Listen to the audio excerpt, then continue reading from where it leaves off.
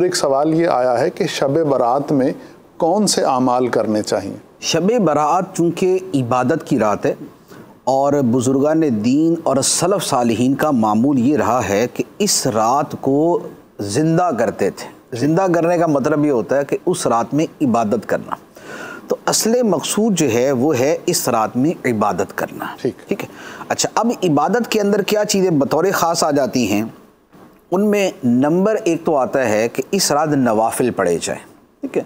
नवाफिल के मुख्तलिफ़ तरीके भी मज़कूर होते हैं, लेकिन वो तरीके कभी भी ज़रूरी नहीं होते। नफली तरीके अगर मज़कूर भी हों तो दर्जाए मुस्तहब तक होते हैं।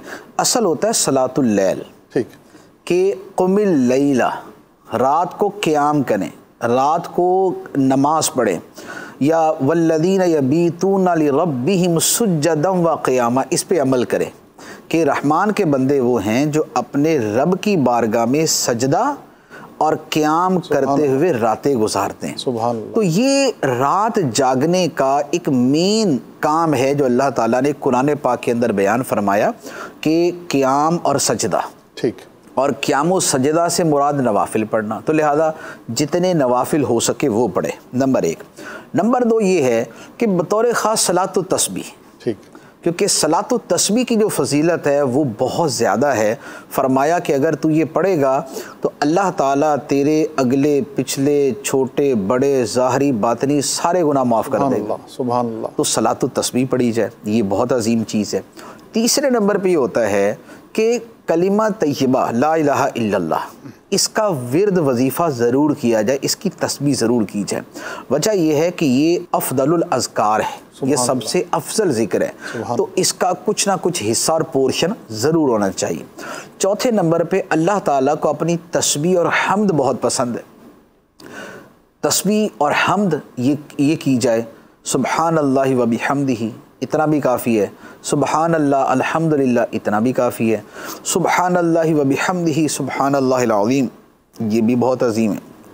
पाँचवें नंबर पे दुरूद पाक पढ़ना, ये बड़ी अजीम चीज़ है कि नबी करीम सल्लल्लाहु ताला अलैहि वसल्लम जो हमारे मोहसिन आज़म है, रसूल आज़म हैं, उनकी ज़ात बबरकात पे रहमत की दुआ की जाए। तो वहाँ के लिए रहमत की दुआ करेंगे तो कई गुनाह होकर वापस मिलेगी, तो ये किया जाए। अच्छा, छठे नंबर पे इस्तिग़फ़ार, क्योंकि इस्तिग़फ़ार का तज़किरा बतौर ख़ास रात के मामूलात के अंदर कुरान में भी है, अहादीस में भी है और शब बारात के अंदर भी है कि जो अल्लाह ताला ख़ास तजल्ली फरमाता है। वैसे तो हर रात आधी रात को नुज़ूल फरमाने का तज़किरा है, लेकिन शब बारात की तख़सीस के साथ जो बयान किया, खुसूसियत के साथ जो बयान किया, तो इसका मतलब ये हुआ कि यहाँ पर जो खुदा की रहमतों का नुज़ूल है और जो खुदा की तजल्लियात का वरूद है वो और ही रंग का है, वो और ही अंदाज़ का है।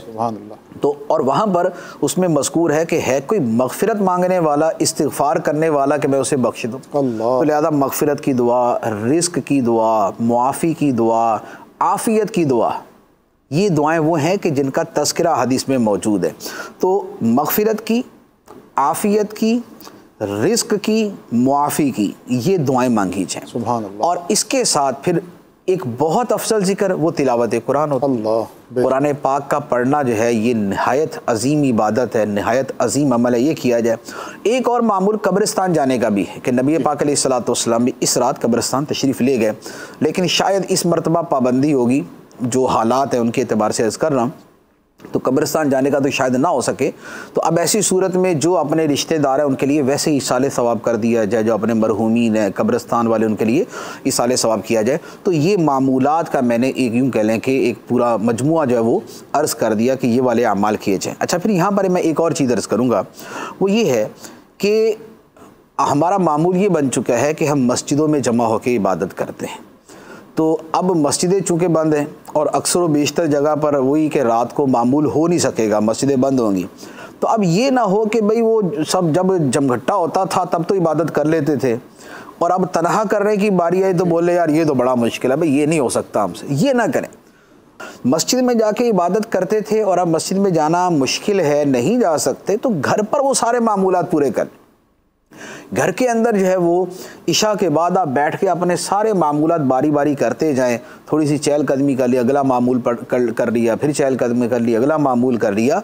शब बेदारी जो है ये ज़रूर की जाए, इबादत ज़रूर की जाए। वैसे ही जो है ना वो आजकल जाना तो होता नहीं, कहीं घर पे ही रहना होता है, तो ये रात जो है ये कम से कम इबादत में, रियाज़त में, अल्लाह के ज़िक्र में, तिलावत के अंदर गुजारी जाए।